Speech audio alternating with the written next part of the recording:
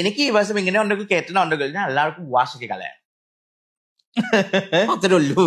വാശിക്ക് അയ്യോ തുടങ്ങുമ്പോ തന്നെ ത്രികോണം വരച്ച് മണ്ണെടുത്തിട്ട് എലിമിനേഷന് മുമ്പ് ജാനുവിനെ വിളിക്കാം. ജാനു ആരാ 1 minute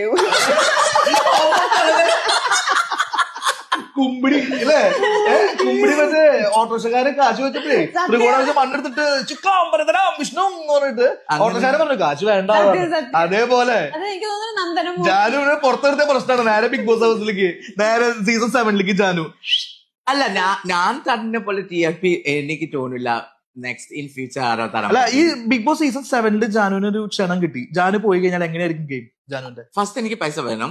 പൈസ ഓക്കെ അത് തരാം. ഓക്കെ ബിസിനസ് ക്ലാസ്സിൽ പോകാനുള്ള പൈസ അല്ലേ അത് തരാം. നമ്മള് ബിഗ് ബോസ് 7 കൊണ്ട് ഇടുകയാണ് ജാനുവിനെ. ജാനു അപ്പൊ എന്ത് സ്ട്രാറ്റജിക്കൽ ഗെയിം ആണ് അവിടെ ബിഗ് ബോസ് സീസൺ 7 അല്ല ഇപ്പൊ ആങ്കർ ആരാ എനിക്ക് ഇത് മറന്നു പോയി.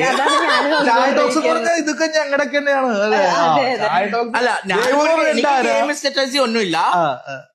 I love to like do the drama.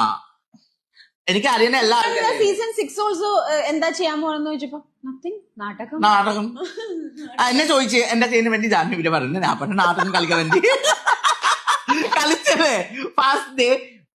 ആൾക്കാര് വിശ്വസിക്കില്ല സത്യം. രതീശൻ ഭയങ്കര ബലം ഉണ്ടാക്കുന്നത്. ഞാൻ വിശ്വസിച്ചു എന്നെ പറഞ്ഞിട്ട് ഈ ആൾക്ക് മിണ്ടായിരിക്കണം. ഇപ്പൊ ഫൈറ്റിംഗ് ചെയ്യല് നടക്കില്ല. ഞാൻ പറഞ്ഞ എന്റെ ദൈവമേ കൊടുങ്കളുടെ അമ്മേ